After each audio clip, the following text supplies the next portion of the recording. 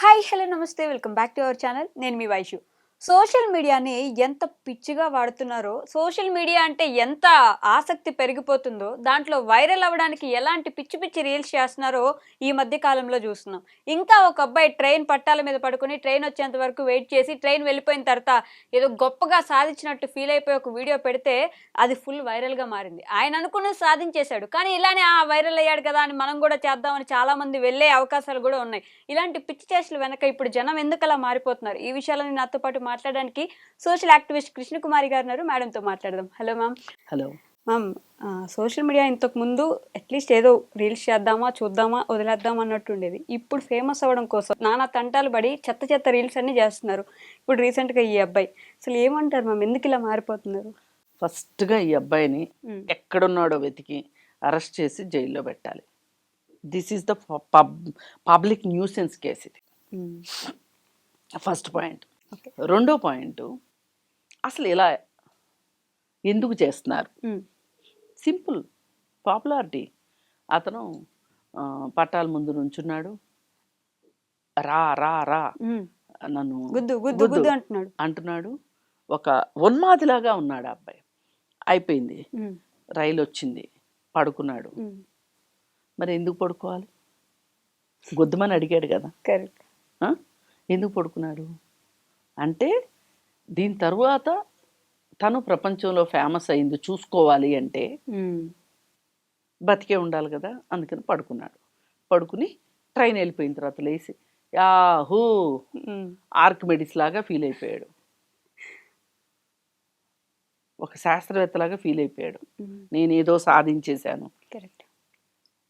ఇది దీన్ని పిచ్చి ముదిరింది రోకలు చుట్టండి అంటారు. ఇట్లాంటప్పుడే పిచ్చి ముదిరిపోయింది బాగా. అంటే ఆ పిచ్చి కుదరదు కూడా, అందుకే రోకలు చుట్టమన్నారు.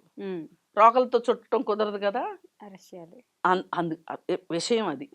అందుకని వీడి తిన్న కుదరాలి అంటే రోకలు చుట్టడం ఎట్లా కుదరదు కాబట్టి అరెస్ట్ చేసి జైల్లో పెట్టి ఇతనికి మానసికమైన జబ్బు ఉంది అని చెప్పి ఇతనికి, అంటే ఈ మానసికమైన జబ్బు ఇదివరకు మానసిక పరమైన జబ్బుల్ని కొన్నిటిని నిర్వచించారు డాక్టర్స్. ఎంతో కష్టపడి రీసెర్చ్ చేసి, ఎంతోమంది మీద రీసెర్చ్ చేసి పుస్తకాలు రాశారు పాపం ప్రొఫెసర్లు. అయితే ఇప్పుడు వీడికి వచ్చిన మానసిక జబ్బు ఏంటి అంటే ఈ సెల్ ఫోన్ కాలంలో ఈ సోషల్ మీడియా పిచ్చి ఎక్కిన తర్వాత, ఈ సోషల్ మీడియా పిచ్చి వల్ల మనుషులు ఎట్లా ఎంత పిచ్చి పిచ్చిగా ప్రవర్తిస్తున్నారో ఇతను చూస్తే తెలిసింది. ఇప్పుడు ఇట్లాంటి వాళ్ళ మీద రీసెర్చ్ చెయ్యాలి అంటే గనక మరి రీసెర్చ్కి ఏం కావాలండి? పిచ్చి పట్టిన వ్యక్త అంటే ఏదో ఒకటి వాళ్ళకి సబ్జెక్ట్ కోసం పేషెంట్లు కావాలి కదా, వీళ్ళతో మాట్లాడితేనే కదా తెలుస్తుంది వీడికి ఇంత పిచ్చి ఏ స్థాయికి వెళ్ళింది, ఈ పిచ్చి కుదర్చాలంటే ఏం చేయాలి. రోకలు చుట్టడం అయితే కుదరదు కాబట్టి మరి ఇంకేం చుట్టాలి ఈ పిచ్చికి అనేది తెలియాలి అంటే, స్టడీ చెయ్యాలి అంటే ఇలాంటి వాళ్ళు కావాలి. చేసి వీళ్ళకి ఏ లక్షణాలు ఎప్పుడెప్పుడు వీడిల్లో మార్పులు వచ్చినాయి అని కుటుంబ సభ్యులతో కూడా మాట్లాడి ఒక పెద్ద రిపోర్ట్ తయారు కావాలి. అంటే ఇతను ఒక ఎనాలిసిస్కి కావాలి సబ్జెక్ట్. ఇతను ఈ సబ్జెక్ట్ తోటి ఇట్లాంటి పిచ్చివాళ్ళు తయారవుకోకుండా మనం ఒక రీసెర్చ్ ఓరియంటెడ్ వర్క్ జరగాలి. జరిగితే తప్పితే అసలు ఏ తల్లిదండ్రులకైనా అసలు తమ బిడ్డ ఏ కండిషన్లో ఉన్నాడు, ఈ రీల్స్ పిచ్చి ఎంత దూరం వెళ్ళింది, షార్ట్స్ పిచ్చి ఎంత దూరం వెళ్ళింది, మూలనున్న ముసలమ్మలు కూడా షార్ట్స్ చేసే దుస్థితికి ఇవాళ ఎందుకు వెళ్ళింది ఇవాళ అనేది ఆలోచించాలి. ఇప్పుడు వీడు రైలు పట్టాల మీద పడుకున్నాడు కాబట్టి మనకు కనిపిస్తున్నాడు, కానీ వీడు ఒక వెధవ కింద పిచ్చోడి కింద మనం చూస్తున్నాం. కానీ అసలు ఇళ్లలోనే ఉంటూ ముసలోళ్ళు కూడా ఈ రీల్స్ చేస్తున్నారు, షార్ట్స్ చేస్తున్నారు. వాళ్ళ పిచ్చిని ఏమందాం అసలు? అసలు ఇంత పబ్లిసిటీ పిచ్చి ఎందుకు పెరిగింది మనుషుల్లో అనేది ఆలోచించాల్సిన అవసరం ఉంది. ఇది ఒక పెద్ద సబ్జెక్టు. సైకాలజిస్టులకు కానీ సైకియాట్రిస్టులకు కానీ ఇది ఒక పెద్ద సబ్జెక్టు నన్ను అడిగితే.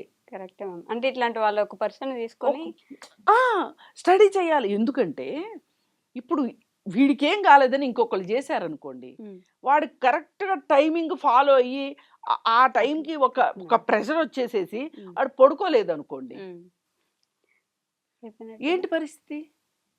ఇంత ప్రమాదకరమా? అందుకే సజ్జనార్ గారు ట్వీట్ చేశారు. ఉమ్, అందుకే నేనేమంటున్నానంటే వీడు ఎక్కడున్నాడు పట్టుకోండి. ఉమ్. ముందు జైల్లో వేయండి. అసలు వీడు వీడు ఒక రకమైన ఉగ్రవాది, సోషల్ మీడియా ఉగ్రవాది వీడు. ఉమ్. అలాంటి వాళ్ళని జైల్లో వేస్తే గానీ బుద్ధి రాదు. జైల్లో వేసి స్టడీ చెయ్యాలి.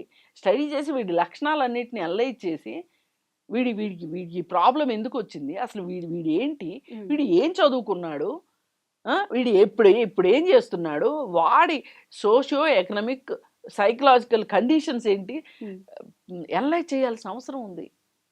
ఒకవేళ వీడు నిరుద్యోగిగా ఉండి ఇది ఒక ఆదాయ మార్గంగా ఎన్నుకున్నాడా, ఉమ్, లేకపోతే వీడికి నటన అంటే ప్యాషన్ ఉందా, నటన అంటే ప్యాషన్ ఉంటే ఇట్లా ప్రమాదకరమైన ఫీట్లా చేసేది. పైగా చేసినోడు చేసినట్టు ఉండకుండా వాడి వీపు వాడి జబ్బ వాడు చరుచుకోకుండా నేను ఎంత తెలివైనోడిని అది ఇది అని అనుకోకుండా ఉమ్. ఊరందరికీ చూపిస్తే ఇప్పుడు ఎవరన్నా ఒక చిన్న పిల్లాడికి చేయాలనిపిస్తుంది, చేస్తే ఇది ప్రమాదం. అందుకని ఖచ్చితంగా వీడు ఎక్కడన్నా సరే వీడిని పట్టుకొని ఉమ్. వీడిని అరెస్ట్ చేసి వీడికి చికిత్స చేయాలని చెప్పి నేను కోరుకుంటున్నాను. ఈ తద్వారా ఒక సైంటిఫిక్ అనాలిసిస్ తీసుకుని వచ్చి ఆ, తల్లిదండ్రులకి అవగాహన కలిగించాలి సొసైటీలో ఉన్న వాళ్ళకి. ఉమ్. ఎస్పెషల్లీ ఈ రీల్స్ ఈ షార్ట్స్ చేసే వాళ్ళందరినీ ఒక చోట పిలిచి కూర్చోబెట్టి వీళ్ళు ఇన్ఫ్లుయెన్సర్లా ఫీల్ అయిపోతున్నారు. ఉమ్. వీళ్ళు ఏదో సొసైటీకి వీళ్ళు కాంట్రిబ్యూషన్ చేస్తున్నట్టు ఫీల్ అయిపోతున్నారు. కాదమ్మా, మీరు చేసేది ఈ సొసైటీకి మీరు మంచి కంట్రిబ్యూషన్ ఇవ్వట్లేదు, ఒక చెత్త కంటెంట్ జనాల్ని మొహాల మీద వేస్తున్నారు, మీరు ఒక గార్బేజ్ లాగా తయారయ్యారు అని చెప్పి చెప్పాల్సిన అవసరం ఉంది.